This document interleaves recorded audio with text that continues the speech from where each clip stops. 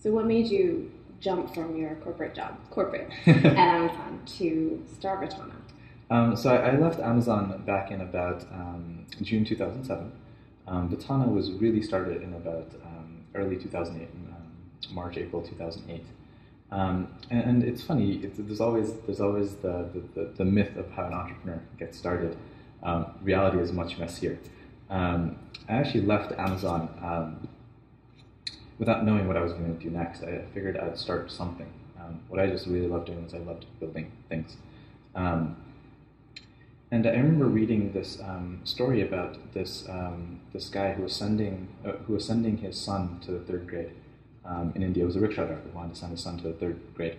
He was spending something like 30% of his money to do that, which is a lot of money, right? Whether you're earning $2 a day, whether you're earning 200 grand, it's just a lot of money. And my reaction was like, wow, this guy's amazing, but really he's too amazing, right? For every person that can somehow make that happen, that can somehow save 30% of their money to send their son to school, how many other people are falling through the cracks? Right. And that's just this really broad point that education is important, that there's need in the world, but it's not something that you can do anything about. It's not actionable. Right. And so kind of how Vittana started is that I just started talking with anyone that would be willing to talk with me, that would just read anything that I could find. I was probably pretty annoying that I just talked with. Seriously, I was probably very annoying to anyone. Just cold emailing and calls, cold emailing, talking with anyone that would be willing to make introductions. Okay. And probably by about June 2008 or so, my co-founder and I we discovered, it's like, wow, there's something here. We have to go after this. We couldn't put our finger on it, but there was something.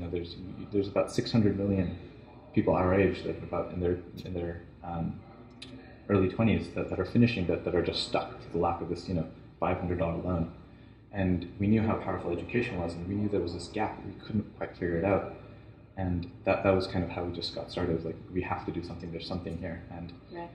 It turned out that there was. So it's been amazing. We work in about 11 different countries today.